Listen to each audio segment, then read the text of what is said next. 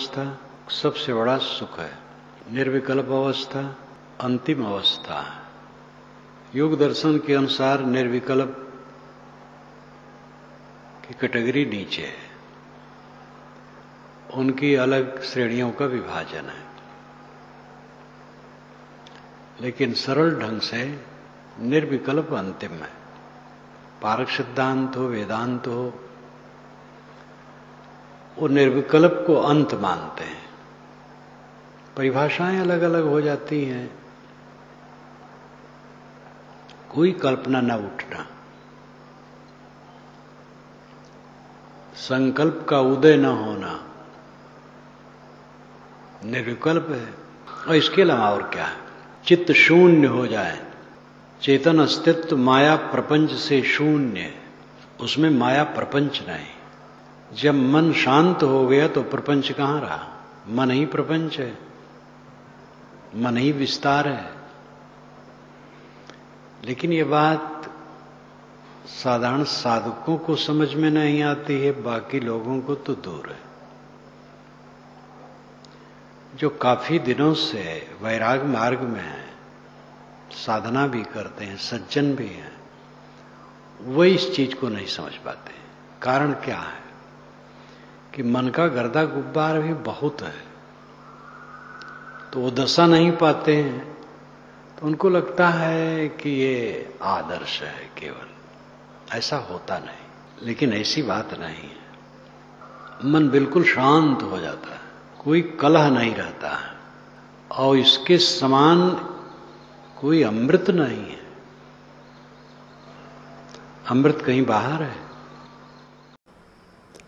मन का शांत रहना अमृत अवस्था है।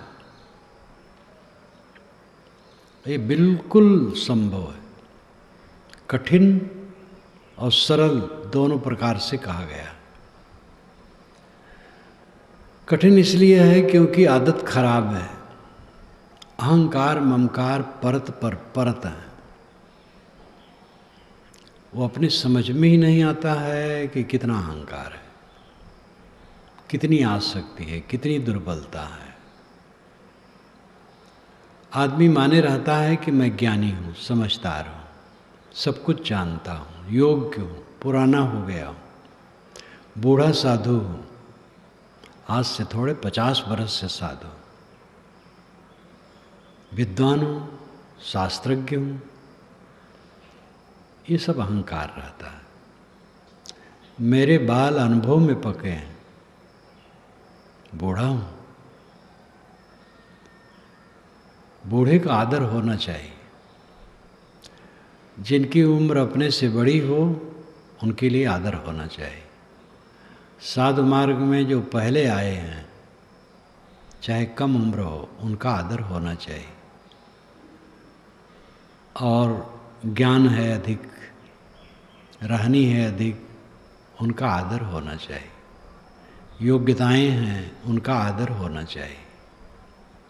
माता पिता, गुरु, वृद्ध, रोगी, ये पूज्य माने जाते हैं। माता पिता बुनियादी ढंग से पूज्य हैं, जन्म से ही। गुरु बोध देने के नाते पूज्य है। रोगी और वृद्ध भी पूज्य है, क्योंकि वृद्ध एक ऐसी अवस्था में पहुंच गया है जो दया का पात्र है। लेकिन दया का पात्र न समझो, श्रद्धा का पात्र समझो। श्रद्धा रखो उसके लिए। घर में बूढ़े होते हैं, वे केवल इतना ही चाहते हैं कि लोग उनसे आदर के शब्द कहें, गुप्त प्रकट आदर के शब्द रखें, आदर का व्यवहार करें। और इतना अगर नहीं रखेंगे तो फिर क्या फायदा है? और फिर बच्चे अपना क्या कर्तव्य निभाते हैं? इसलिए मर्यादा जहाँ जैसी है वैसा भाव होना चाहिए। लेकिन बात तो अपने पर है कि हम वृद्ध हैं, ज्ञानी हैं, बहुत दिन के साधु या भगत हैं, सत्संगी हैं, बहुत जानते हैं, बहुत लिखते पढ़ते हैं, तेज बुद्धि है और सारे शास्त्रों का व्याख्यान कर देने में कुशल है, लेकिन ये देखना चाहिए कि मन का गुब्बार कितना, रजोगुण कितना है, तमोगुण कितना है, और सतोगुण में भी अहम बुद्धि कितनी है। इसकी छानबीन हुए बिना अपने मन की थाह न होगी, ध्यान नहीं लगता है। ध्यान लगने का मतलब अंतिम ही है सोचना बंद। ध्यान लगने का पहला अर्थ है किसी आधार में मन एकाकार होने का काम करना और ऐसा हो जाना। किसी महापुरुष के चित्र में मन को लगाते हैं, बंद आँखों में जो दिखाई देता है उसमें मन लगाते हैं, सांस पर मन ठहराते हैं, बिंदु पर ठहराते हैं, किसी आलंबन में मन को बराबर ठहराते हैं। ये अभ्यास है, और उसमें लग गया लगातार तो ये ध्यान है। समाधि है संकल्पों का अंत। योग दर्शन के अनुसार भी समाधि साधारण कैटेगरी में है, तो उनकी शैली है, मूल बात में फर्क नहीं। समाधि निर्विकल्प समाधि, संकल्प शून्य अवस्था, ये निर्विकल्प समाधि है। और ये काल्पनिक आदर्श नहीं है, तथ्य। लेकिन इसके लिए सब तैयारियां चाहिए। ऐसा होता है कि किसी में रजोवृत्ति ज़्यादा होती है, बहुत मेहनत करने पर भी उस तक वो पहुंच नहीं पाता, लेकिन लगा रहा है, कैसे नहीं पहुंचेगा। किसी में तम प्रधान होता है, तम प्रधान होने की वजह से भी वो नहीं पहुंच पाता। किसी में सत प्रधान तो है, लेकिन सत में अहम भाव है, तो अच्छे विचार आएंगे लेकिन निर्विचार नहीं हो पाएगा। अगर वैराग की कमी है तो नहीं ठहर पाएगा। वैराग का मतलब अनासक्ति। ये केवल मैं साधु के लिए नहीं कहता, साधु गृहस्थ स्त्री पुरुष कोई भी हो, मन की शांति सबको प्रिय है। तो अगर उनका मन शांत नहीं होता है तो उसमें कारण है कि भोगों में लिप्सा, लालसा है, ऐश्वर्य की कामना है, सम्मान की कामना है, प्रतिष्ठा की कामना है, भोग की कामना है। भोग का अर्थ एक ही नहीं होता। मन इंद्रियों द्वारा जो संपर्क होता है और उस संपर्क में जो रागात्मक वृत्ति होती है वही भोग की अवस्था है। एक मैथुन क्रिया है, स्थूल भोग है, सबसे भयंकर भोग है। लेकिन खाते हैं और खाने में रसासक्ति में है, ये भोग है। भोजन मात्र कर लो ठीक है, दवाई कड़वी भी होती है, मीठी भी होती है, कसैली भी होती है, ऐसे भोजन है। तो स्वादाशक्ति में अगर पड़े तो भोग है, स्वादाशक्ति में नहीं है तो भोग नहीं है। आँख से देखते हैं, देखना पड़ता है। देखने में अगर आकर्षण है और बारंबार वही देखना चाहते हैं रागात्मक बुद्धि से, तो ये भोग है। सहज देखना भोग नहीं है। मन सहित इंद्रियों का विषयों में संपर्क हो और उस समय रागात्मक वृत्ति रहे तो वो भोग है। हमारा कोई सम्मान कर रहा है, पूजा कर रहा है, आरती कर रहा है, और अगर हमारे मन में उसके लिए हर्ष है तो भोग है। वो कर रहा है, उसका भाव है, अपना चित्त उदास है तो भोग नहीं बनेगा। ये सब मनुष्य मात्र के लिए, एक के लिए थोड़े है। आपका पुत्र है, और पुत्र आपको सम्मान देता है और उसमें आप पुलकित होते हैं तो भोग है, पुलकित नहीं होते हैं तो भोग नहीं है। सामान्य रूप से हर्ष की बात अलग है। अनुकूलता में स्वाभाविक प्रसन्नता होती है और प्रतिकूलता में स्वाभाविक अप्रसन्नता होती है। ये हल्की प्रसन्नता और अप्रसन्नता नहीं बांधती, गहरी प्रसन्नता अप्रसन्नता बांधती है। ये भी मन का भेद समझना चाहिए। एक साधक है, कहीं वो ध्यान करना चाहता है, बाग है, नदी तट है, जंगल है, तो वहाँ पर वह किसी पेड़ के नीचे बैठेगा। ठंड है तो धूप में बैठना चाहेगा, जहाँ बैठना चाहेगा कंकड़ पत्थर हटा देगा अगर है तो, घास अच्छी है तो वहाँ बैठना चाहेगा। तो ये कैसे कहा जाए कि अनुकूलता की बिल्कुल ज़रूरत नहीं? अनुकूलता की ज़रूरत है, लेकिन अनुकूलता में बंध जाना ये भोग हो जाएगा। तो अगर भोग की प्रवृत्ति है, वैराग की कमी है, तो वो दशा नहीं आएगी।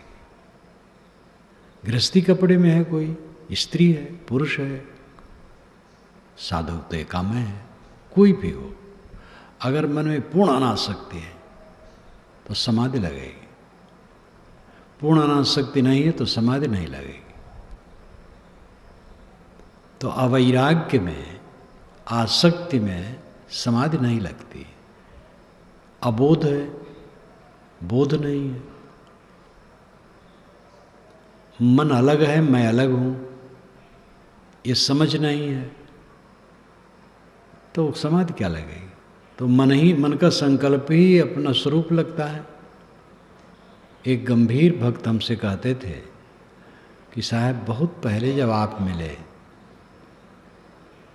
तो जब आपका प्रवचन सुना और बराबर सुनता रहा, फिर आपकी पुस्तकें पढ़ने लगा, तब से पता लगा कि जो सोच रहा हूँ उस सोचने की क्रिया मुझसे अलग है, मन में नहीं। नहीं तो जो सोचता था वही लगता था, वही मेरा स्वरूप, बस सोचते रहना, कुछ यही धंधा लगता था। अब लगता है सोचना धंधा नहीं है, सोचना तो दिमाग का बोझ है बेकार में। ऐसा समय आना चाहिए जब सोचना बिल्कुल बंद हो। तो अब ये समझ में आता है और थोड़ा थोड़ा लाभ होता है। तो बोध अगर नहीं है तो निर्विकल्प अवस्था कैसे आएगी? अवैराग्य है तो नहीं आएगी। अनित्य वस्तुओं के प्रति अत्यंत वैराग की जरूरत है। और मेरे चारों तरफ जो लिपटा है वो सब अनित्य है, नित्य नहीं रहेगा। उनके प्रति पूर्ण अनासक्ति हुए बिना निर्विकल्प समाधि नहीं लगेगी। और ये बोध जब तक नहीं होगा कि मन अलग है, मैं अलग हूँ, समाधि नहीं लगेगी। इसकी समझ होनी चाहिए कि जो वृत्तियाँ उठती हैं, स्मरण उठते हैं, यादगिरियाँ आती हैं, वह मैं नहीं हूँ। मैं तो दृष्टा हूँ, जानने वाला हूँ, ज्ञाता हूँ। ये भेद समझे और विषयों के प्रति अत्यंत अनासक्ति हो। उपासना में अगर त्रुटि है तो समाधि नहीं लगेगी। जिस छत्र छाया में रह करके तुम समाधि चाहते हो और उसी के प्रति कुतर्क है तो समाधि नहीं लगेगी। अनन्य निष्ठा की जरूरत है, अनन्य श्रद्धा की जरूरत है। श्रद्धा होगी तब मन स्थिर होगा, बिना श्रद्धा के मन स्थिर नहीं होता है। व्यवहार में असंयम है तो समाधि नहीं लगेगी। जहां पाए भक्क दे बोल दिए, सोचने की बातें नहीं है। और ऐसा भी नहीं बोले, कट बोल दिए। तो ये भावना जब रहेगी और इसको संभाल नहीं पाओगे तो समाधि नहीं लगेगी। बोलने में संभालो, जल्दी जल्दी न बोलो, चुप रहो। कोई किसी से कुछ पूछ रहा है, कह रहा है, तो आप बोलो ही मत। कितने लोग बीच में टपक पड़ते हैं। कोई किसी से बात कर रहा है तो वो बीच में टपक पड़ेंगे। इतना धैर्य उनको नहीं है। धैर्यवान पुरुष तो ऐसा होता है, उससे पूछो भी तो भी सोच के बोलेगा। तो एक तो दो की बात हो, उसमें बोलो मत। और जब तुमसे कोई पूछे या तुम्हें बोलना जरूरी हो तो संभाल के बोलो। अगर संभाल के नहीं बोलोगे तो समाधि नहीं लगेगी। मन ठहरेगा। मन बड़ा दुर्बल पक्ष है और बड़ा बलवान पक्ष है। इतना संवेदनशील है, केवल मन को ठीक कर ले बस अमृत अमृत। मन को न ठीक कर पाए, न विद्या काम करेगी, न ज्ञान काम करेगा, न धन काम करेगा, न पद काम करेगा, न प्रतिष्ठा काम करेगी, कुछ भी काम नहीं करेगा। मन बहुत संवेदनशील है और मन की अवस्था बनती है हमारे कर्मों से और सोच से। सोच में गड़बड़ी है तो मन की अवस्था की गड़बड़ी रहेगी। जहाँ श्रद्धा चाहिए वहाँ श्रद्धा नहीं है या श्रद्धा में त्रुटि है तो मन की अवस्था अच्छी नहीं बनेगी। तो मुख से कभी ऐसी चीज़ निकलेगी। काम कुछ ऐसा करोगे, बराबर ऐसा सोचोगे तो समाधि कैसे लगेगी। व्यवहार में असंयम करोगे तो समाधि कैसे लगेगी। असंयम करने का मतलब है मन ही खड़बड़ है। और असंयम कर लेने के बाद मन और खड़बड़ हो जाता है। पहले तो असंयम होने से गलत बोला जाता है और गलत किया जाता है, और गलत बोल कर लेने के बाद उसका संस्कार बलवान हो जाता है तो और बेचैन हो जाता है, तो समाधि नहीं लगेगी। अगर खान पान में कोई संयम नहीं रखता है तो समाधि नहीं लगेगी। छोटा सा पेट है और जिंदगी बीतती जा रही है, उसमें कितना डालना चाहिए, इतने का होश हवास नहीं आया तो कौन मनुष्यता। साधुता तो दूर है, मनुष्यता कौन है। 1 दिन 2 दिन 10 दिन 5 दिन अंदाज लो, देख लो कितना खाना चाहिए। खाते समय धैर्य रखो, कम रहेगा कोई हर्ज नहीं होगा। डर लगता है ऐसा ना हो ज़्यादा कम हो जाए, थोड़े दिन में समझ जाओगे ज़्यादा कम भी खाना ठीक नहीं है। अब अगर कुछ कम हो जाएगा तो नुकसान नहीं करेगा, ज़्यादा होगा तो नुकसान करेगा। लोभ न करो। और ये अंधविश्वास नहीं होना चाहिए कि ज़्यादा खाने से स्वास्थ्य ठीक रहता है। ज़्यादा खाने से स्वास्थ्य खराब रहता है। जवान को भी ज़्यादा नहीं खाना चाहिए, और 50 बरस के बाद तो बड़ी सावधानी की जरूरत है। जो खाने में संयम नहीं रखेगा उसकी समाधि नहीं लगेगी। खाने में भी उत्तेजक पदार्थ की चेष्टा है तो भी समाधि नहीं लगेगी। सात्विक भोजन होना चाहिए, नमक कम खाना चाहिए, मिर्च मसाले से परहेज करना चाहिए। तली भुनी चीज़ें कभी कभार, बराबर तली भुनी चीज़ें नहीं खाना चाहिए।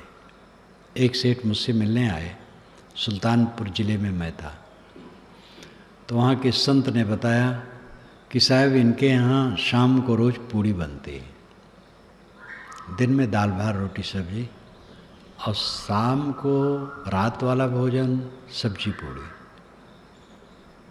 तो मैंने कहा भाई इनका साहस है, खाएं। रोटी सब्जी तो समझ में आती है, पूड़ी कभी बनना बुरा नहीं, रोज रोज पूड़ी सब्जी बनती है, ये जाने क्या कहा जाए। तो तली भुनी चीजें बराबर कोई खाएगा नुकसान होगा, कभी कभार ठीक है, वो भी कम। तो खान पान में संयम नहीं रखेगा तो समाधि नहीं लगेगी। आहार विहार, आहार के बाद विहार। मान लो ज्ञान की बात पढ़ रहे हैं, पढ़ते पढ़ते 12 बजा दिए रात, तब सोए, तो ब्रह्म मुहूर्त में वो कैसे उठेंगे? पढ़ना अच्छा है, लेकिन कब पढ़ना चाहिए? ब्रह्म मुहूर्त में उषा के पहले उठना चाहिए, उषा आगमन के पूर्व उठना चाहिए। उषा आए तब आप उठें, ठीक नहीं है। उषा की प्रतीक्षा आप करें, उषा का स्वागत करें। वेद में तो बहुत लच्छेदार बातें इसके लिए आई हैं। आज तो बिल्कुल उल्टा हो गया। 2-2, 3-3 बजे रात तक लोग जागते हैं, तब सोते हैं, और 9-10 बजे दिन तक सोते हैं। कितना उल्टा हो गया। तो विहार में भी संयम होना चाहिए। आहार में संयम, विहार में संयम, घूमना फिरना, शरीर का बर्ताव करना, ये सब में संयम। नींद कोई कम लेगा तो भी समाधि नहीं लगेगी, समाधि में नींद आएगी। इसलिए काम भर की नींद ले लेना चाहिए। 6 घंटे नींद तो 24 घंटे में होना ही चाहिए।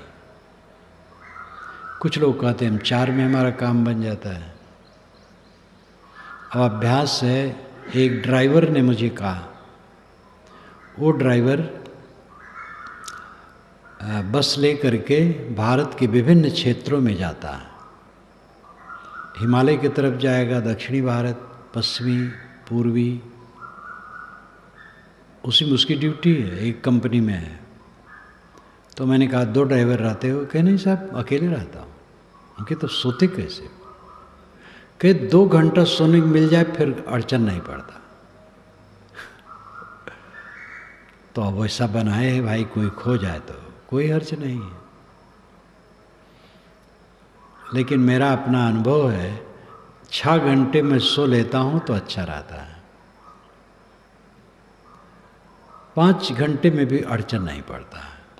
5-6 घंटे तक सो लेता हूँ, बिल्कुल ठीक रहता है। ध्यान में नींद नहीं आती। जब निर्विकल्प समाधि लगती है तो बस नींद का ही चक्कर रहता है। उसके बाद चित्त स्थिर हो गया। अब स्थिर हो गया, सावधानी नहीं रखेंगे तो नींद आएगी। पोद्दार जी ने यही मुझे टोका था। हनुमान प्रसाद पोद्दार गीता प्रेस के कल्याण के प्रथम संपादक, जब उनसे हमसे बातचीत हुई और साधना के विषय में पूछे तो मैं अपने ध्यान की प्रक्रिया की बात कहने लगा। सन 1965 का दिसंबर होगा, गीता पाठिका में गोरखपुर, उधर मेरा कार्यक्रम था तो गया था, तो वहाँ गया। तो रात में बैठे अपने साधुओं के साथ, हम बैठे, वो भी बैठे, बातचीत होने लगी। तो आंख मूंद करके सुनने लगे कि बिल्कुल सही, उनका हमारा विचार मिल गया। लेकिन उन्होंने यही टोका, नींद न आवे। हम कहे आप बिल्कुल सच कहते हैं, नींद आ गई तो सब गया। तो जैसे मन का दृष्टा होना है, नींद का भी दृष्टा होना, जागरूक रहना। निर्विकल्प समाधि का मतलब बदहोशी नहीं है। निर्विकल्प समाधि का मतलब है चित्त का शांत रहना। और चित्त शांत हो जाता है एकदम, ये कहाँ होगा? ये शंका उससे होती है जिसका कभी शांत नहीं होता। अगर एक बार भी उसका चित्त शांत हो जाए 10 मिनट के लिए, तब ऐसा नहीं कहेगा। 10 मिनट के लिए, 5 मिनट के लिए शांत हो जाए तो भी तो वानगी मिल गई। अगर समझदार है तो सोचेगा भाई 5 मिनट शांत रहा तो अभ्यास बढ़ाने से और शांत रह सकता है। अब अगर देर तक शांत रहा तब फिर नहीं कहेगा। कमी अपने में है, पूरी तैयारी के साथ वो काम किया नहीं जाता है। विषयों से अनासक्ति, निष्कामता, निर्मानता, शम दम तितिक्षा, सहनशीलता, सरलता, ये सब रहने से स्वाभाविक ही दशा आ जाती है। निर्विकल्प समाधि ही निर्वाण सुख है और हर इंसान इसका अधिकारी है। साधु केवल नहीं, हर इंसान। साधु तो उसके लिए है ही है, जो साधु हुआ है तो इसी के लिए आया ही है, उसको तो करने हैं। लेकिन गृहस्थ लोग भी, स्त्री भी, पुरुष भी, कोई भी हो, आश्चर्य है, स्वामी शंकराचार्य कहते हैं कि उस अवस्था प्राप्त करने के लिए ब्रह्मत्व और पुंसत्व होना चाहिए। ब्रह्मत्व का अर्थ यहाँ नहीं है आत्मलीनता, ब्रह्मत्व का मतलब ब्राह्मण नामधारी होना चाहिए